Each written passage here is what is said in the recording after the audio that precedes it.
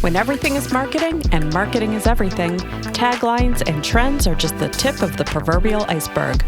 On the M Word, we're talking marketing and mission and the pursuit of what's personal. I'm your host, Jennifer Mulchandani, and you are listening to the M Word podcast presented by Arlington Strategy. Well, it's that time of year where I am here to give my year in review. What team strategy, what I learned this year working with dozens of clients on everything from complete brand refreshes to some advertising campaigns to email marketing, social media marketing, and everything in between. Marketing, lots of things stays the same, a lot of things change, and this is an opportunity really to reflect on what we have learned this year, and maybe it can help you as you think through to 2025.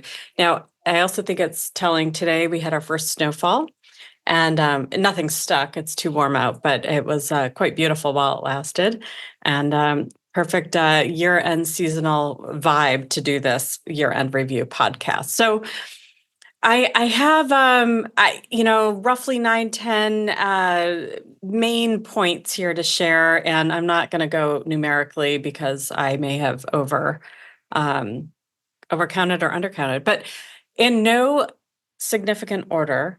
My first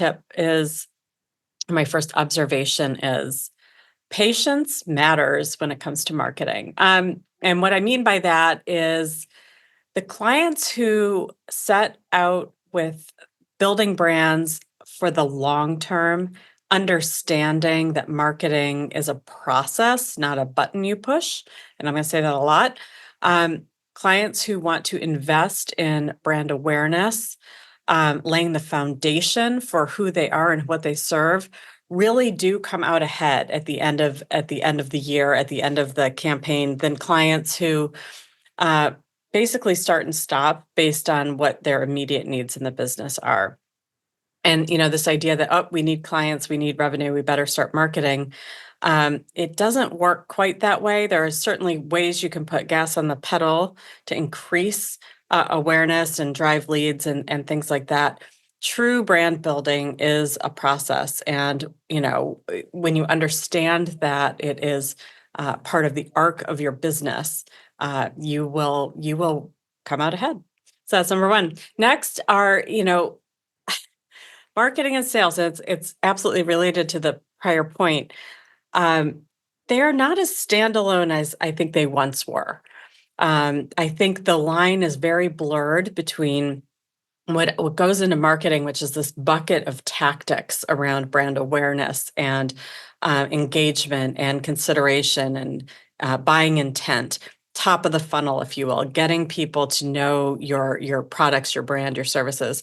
Sales has always traditionally been that very bottom of the funnel. It's once the leads have come in, it's how do we convert them? It's that last point of, whether it's a sales presentation or a pitch or, convincing someone to actually click purchase on a website. If you're e-commerce, sales is there. But the reality is that for a lot of businesses, a lot of brands, once you have people in your marketing funnel or in your sales funnel, you still have to market to them all the way through the end. And what was once maybe handed over to a sales team, now it's more integrated in the sense of brand positioning and value proposition awareness is really important even at the final stage of purchasing. So marketing and sales have to be really thought of as quite integrated, and with a strategy that takes your user completely from the beginning of knowing about you all the way through purchase, and then even on the other side of it, as a brand ambassador and helping you grow your business that way. I was recently at an event where someone described it as like more of a butterfly as opposed to a just top of funnel. It's like people come in through purchase, then out the other side, and you want to nurture even beyond the sale in terms of keeping people with your brand and the affinity with your brand. Another point, and we find ourselves here in our agency saying this a lot, is This idea of like, let's just throw money at a problem really quick. This month we need to see a real bump in whatever it is, whatever you're driving traffic or clicks or trying to get people to purchase. Those types of campaigns, they can be effective. We can see big with the right budget. You can see the right lift. But back to your best ROI is not going to come from these quick fix campaigns.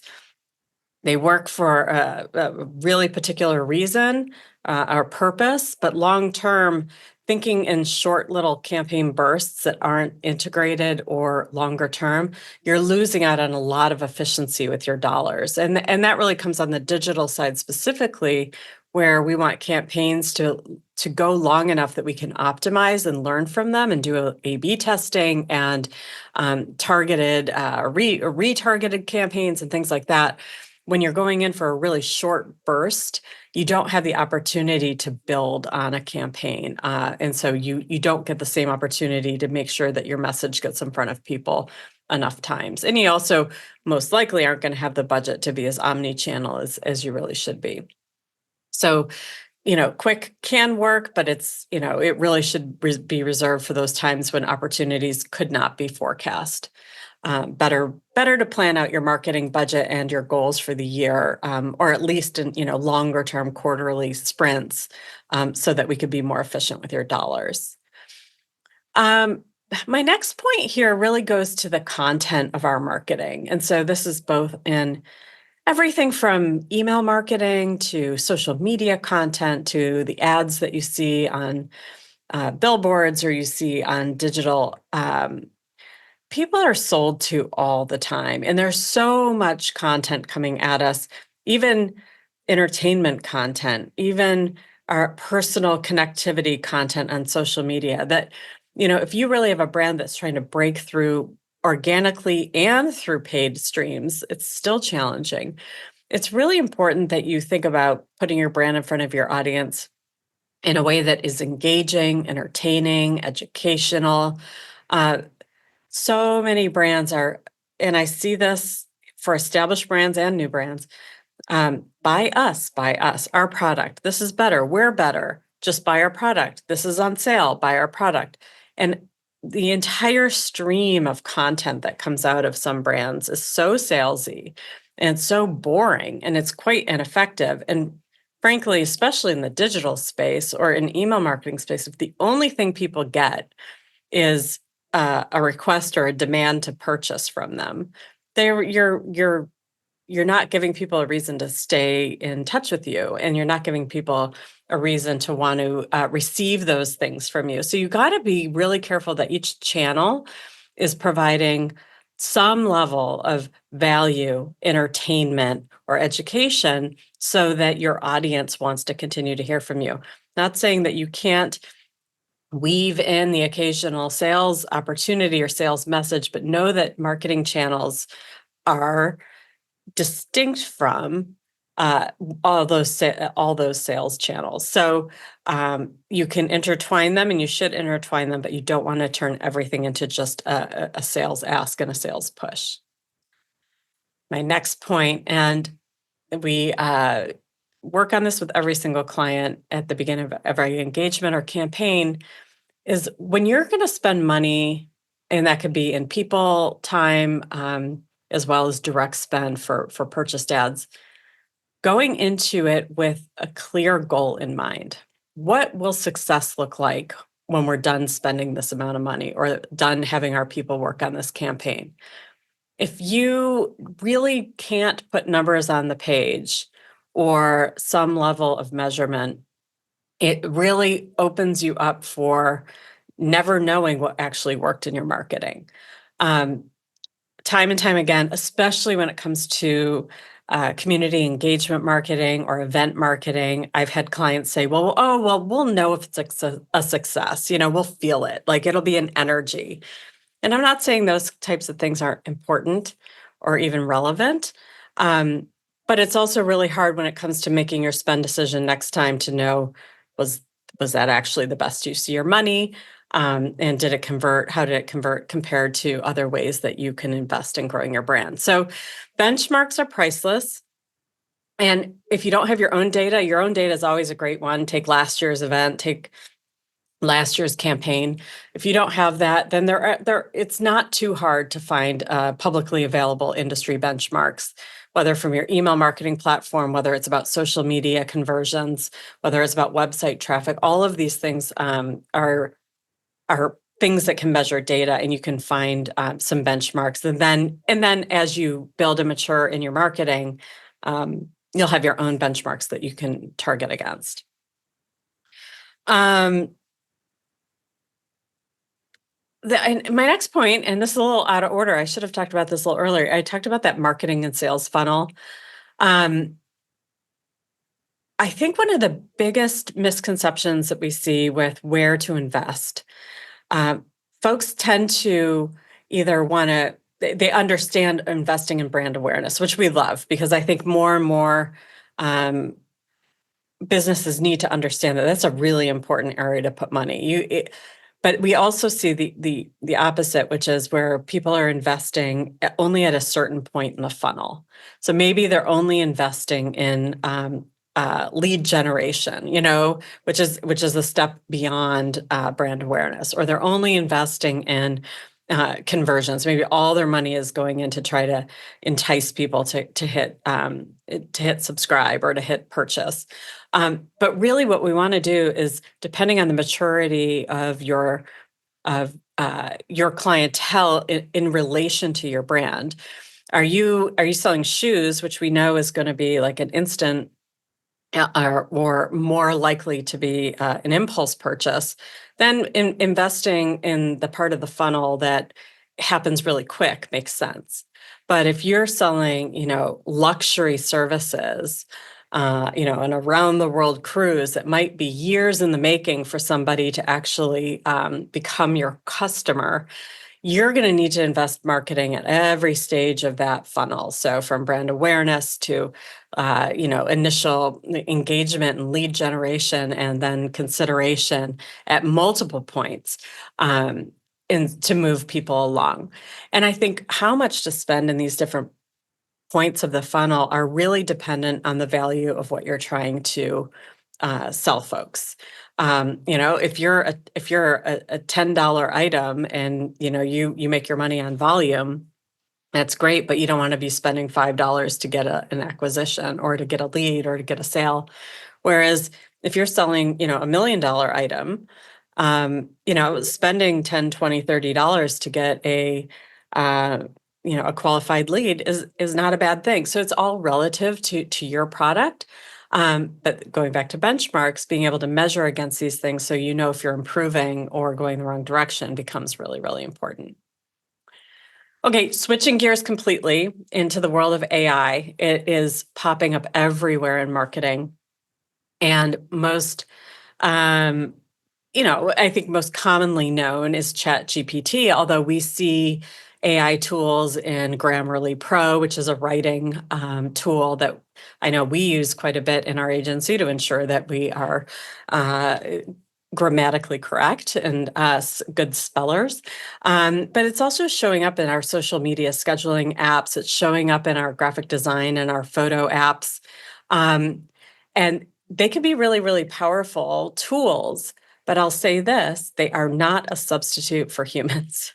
They are a tool that humans need to be trained in to use really, really well. And I would encourage folks to play with these tools and ask your agency, how are they playing with them, to put out quality work for you.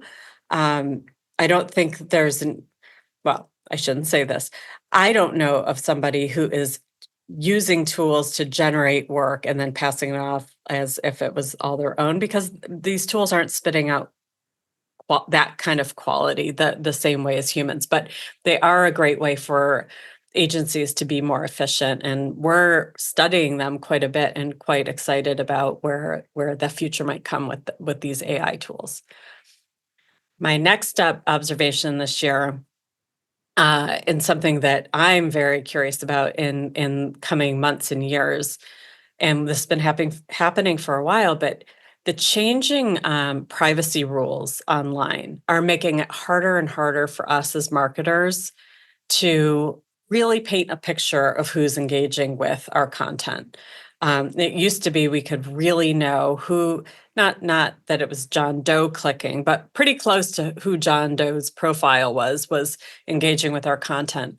But more and more every month when we run reports and we look at, user acquisition and who's engaging with our content and for our clients as well, more and more are falling into this other, meaning people are clicking not to be tracked. It's harder to do, retargeting campaigns because people are not clicking to be tracked. And so we're less in tune with exactly who our audiences are. There's still a good amount of insight, and data is fabulous, and your agency should be using data to guide you in your content strategy and your advertising strategy.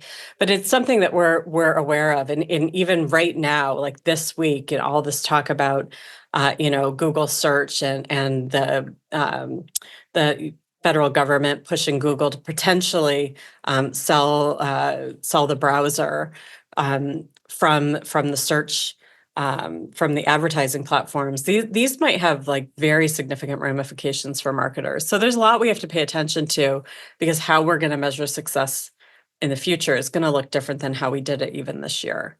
The other problem with, it's not privacy, but frankly, all these data sources, Meta specifically, has changed so many times over the course of the year, what type of data they're reporting, what they call their sort of data points, what's included in that, what's not included in that. It's really hard to have a year-over-year report anymore, because the terminology has changed and the insight into the data has changed. It's frustrating for clients. It's frustrating for us, in that everything has to have an asterisk saying data source is no longer available, or this metric was not being tracked by Meta previous years. And that's par for the course at this point. That every time we log into a back end of an ad platform, it looks a little different, and the reports are going to be a little different. So just something to be aware of, that it's not just you; it's happening to everybody. And I guess, I'll just conclude my final thought, and it's an observation from this year, um, but it's an observation from, the close to 13 years we've been doing this as an agency. Um, Marketing takes work. There is not a magic bullet. I tell this to every sales call that I get when they say, like, why you? Why not somebody else?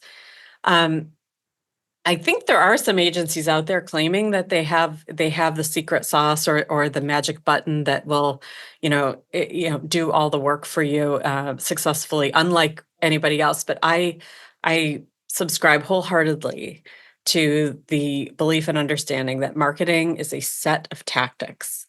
It's a toolbox, and I know dozens of agencies that have just as big of a toolbox as mine, and they are wonderful tacticians with their tools.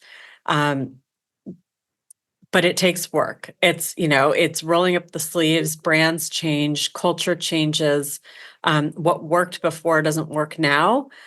So marketing is not set it and forget it. Marketing is staying up on trends. Marketing is iterating. It's staying up on your clients. It's knowing it's knowing how your brand is connecting in the marketplace. And because the marketplace is ever changing and your audience is also changing and growing, uh, your marketing is going to continuously take work. And so, if it feels hard, if it feels like, why can't we just be on autopilot? That's why. And it's good for me because I'm in the business of selling marketing services. But I think it's just important for businesses not to feel tired or frustrated, that no matter how mature your brand is, your marketing and your brand strategy have to remain forefront of the efforts of those who are running it. So with that, I hope your 2024 was good. I would love to hear what 2024 sort of breakdown you might have in terms of what marketing worked for you, what stopped working this year, what might change for 2025. I think it's exciting looking into the new year and not knowing exactly how things are going to unfold, but knowing that we're going to be right here tracking it and figuring out what's going to work best. And I promise to report back once we know. So with that, happy 2024 holidays, all of them. Thanksgiving, all of the year-end winter holidays. Wishing everybody a joyous end of the year and fresh start for 2025. Thank you for listening to the M Word. I am Jennifer Mulchandani, and until next year, take care. Thanks for listening to the M Word. I hope you enjoyed today's episode. Subscribe and never miss a podcast. Visit arlingtonstrategy.com for more. The M Word is an Arlington Strategy production hosted by Jennifer Mulchandani. Our theme music is by Moochie. Graphic design by Kayla Fagan and Emily Rare. Sound engineering and editing by Ben Mulchandani.